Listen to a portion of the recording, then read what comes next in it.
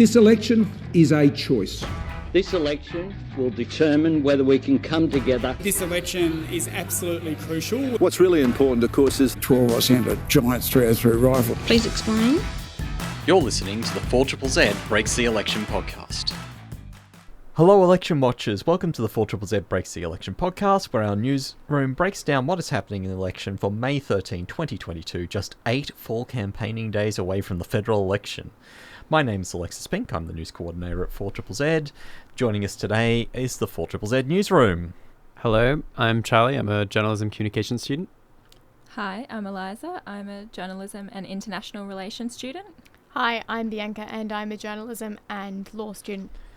And on today's podcast, we'll talk about the glass cliff for female politicians, a scuffle with a former Solomon Islands commissioner, reef relief on the way, and Sharkie comes in like a wrecking ball. Okay, but we should start at the top. Let's talk about glass cliffs. Bianca, what have you got for us? So a report from ANU's Global Institute for Women's Leadership has shown that only 2 in 10 women are running in winnable seats this election. This has been referred to by the Institute as the glass cliff. They found that in the coalition, 46% of men were running in winnable seats, as compared to only 20% of women in the same position this election. Labor only had marginally better results, with 24% of women running for winnable seats, as opposed to 33% of men. Professor Michelle Ryan identifies that increasing the number of female candidates they put forward at each election is important in ensuring our parliament represents the diversity of the community. The analysis calls on the evaluation of whether all parties are putting women forward to meet quotas. Ryan adds, we need to look at whether these candidates are simply stepping into seats that males aren't interested in, or if they will genuinely increase the diversity of our parliament. Another key detail that Ryan notes is that it was found that a majority of women from ethnic and linguistically diverse backgrounds were in these glass cliff unwinnable seats. So we know that the Australian Parliament isn't very representative of women overall. The Coalition has a particularly bad record on this, but Labor's record is only marginally better. Is that reflection of Parliament in winnable seats also probably reinforces those ideas?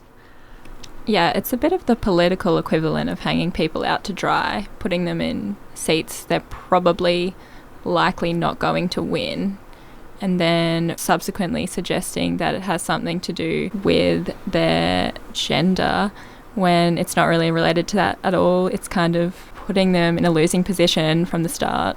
The numbers are worrying in general for keeping good numbers of women in Parliament, especially from culturally and linguistically diverse backgrounds. I think we need to look into the background as well in Parliament within the last few years. Even if we look back to Julia Gillard, her leadership was always questioned by, at the time, the coalition opposition. And she was criticised that she was unfit to lead Australia as she was unmarried and childless. However, if you look at her on the flip side, if she did have children, she would have probably been attacked for the fact that she had other priorities. This is very different in New Zealand, where they tend to be quite welcoming towards Jacinda Ardern, and she is very much admired. So, Charlie, what's happening with the Solomon Islands High Commissioner stuff? What happened there? So, former High Commissioner to the Solomon Islands, Trevor Sofield, claims that he was manhandled after trying to speak with the Prime Minister in Tasmania yesterday.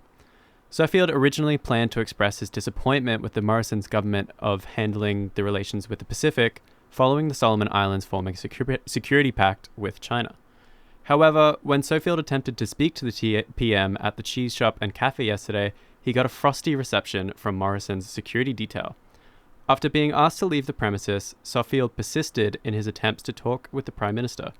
Sofield told the PM, "I was High Commissioner for 4 years. I think I have an insight into the way in which we have totally mishandled this particular aspect of our foreign policy."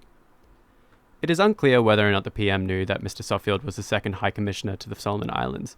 When he rebuked talking to him, Sofield added, "This is an election. Surely you've got to be able to get access to the key actors in the election. This is meant to be a democracy." This occurred in the marginal seat of Bass in Tasmania, which is currently held by an LNP member, Bridget Archer. Is this a good look for the Prime Minister? Is this a important moment in the campaign trail? It's definitely not a great look. for Scott Morrison at this stage of the election, considering how much talk there's been about the Solomon Islands throughout the entire campaign. But he's also sort of shown that he doesn't really want to have these public interactions. And that also is true of Anthony Albanese. It's not something necessarily unique to him, but it definitely doesn't reflect well on his campaign. I was just going to say, I think it is definitely reflective of Scott Morrison's, like, the persistent pattern of avoiding people when he wants to, and then trying to interact with people, like the bushfires, when he tried to shake someone's hand when he wants to. It's very much publicity driven, I think, and if he doesn't want to be publicised for a bad interaction, like the potential with Sofield here, then he's just going to try and avoid them. All right, that's fair call. Let's move on. Let's have a chat about the Barrier Reef. Charlie, what's going on there?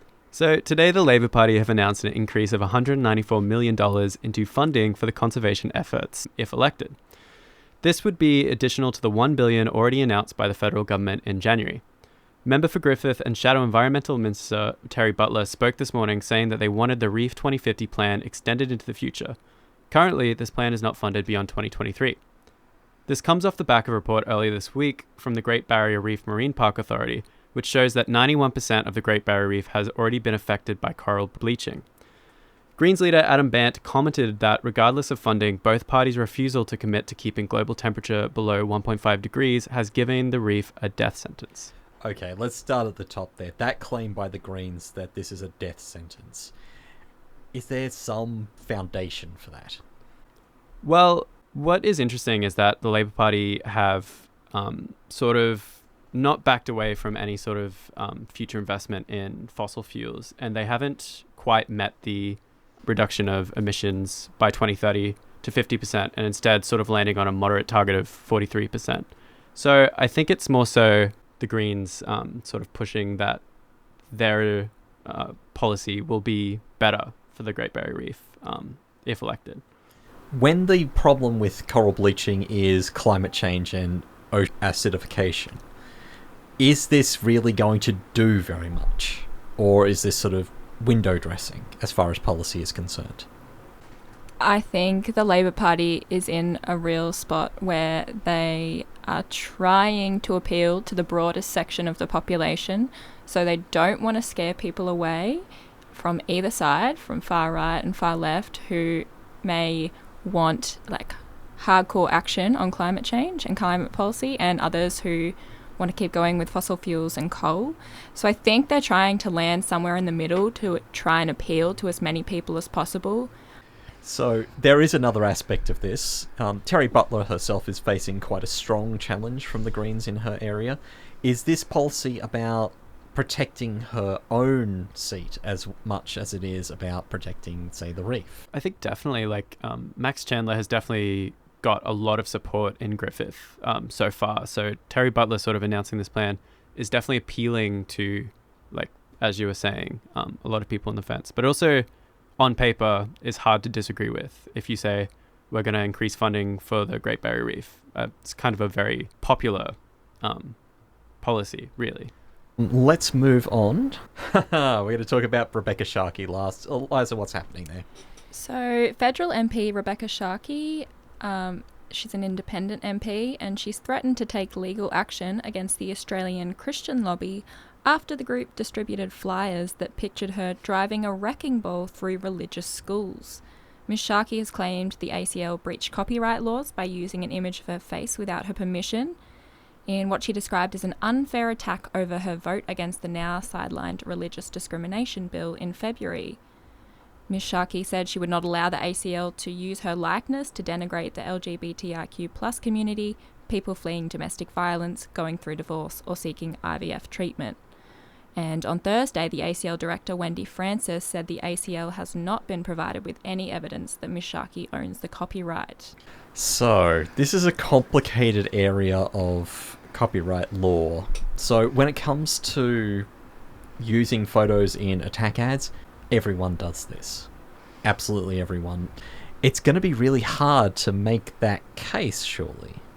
I think this is slightly different, though, potentially, just because the ACL, they're not a political party. so I don't know the legalities surrounding that. To me, it seems like Sharkie's biggest concern would be that her opinions and her political perspective are being misrepresented publicly. This is not even the first time this has happened in this campaign, with Advance Australia being accused of using the images of athletes that are saying that they've got concerns about transgender women in women's sport. A lot of those got quite heated as well, and those might go back to copyright claims as well. So I guess we're going to have to see how this all plays out. It could have quite a significant impact on political advertising moving forward if someone actually does prosecute one of these cases. That's about all the time that we've got for on the podcast today. Thank you for listening to the 4ZZZ Breaks the Election podcast. For more news, head to 4ZZZ.org.au/news or listen to 4ZZZ on 102.1 FM on DAB plus digital radio via the 4ZZZ website or on your favourite podcasting app. If you have a tip-off or feedback about the show, please email us, newsroom@4ZZZ.org.au, and if you would like to support this show and many others on 4ZZZ, you can go to 4ZZZ.org.au/support and subscribe or make a donation today. But before we go, we should probably say happy birthday, Scomo. Happy birthday.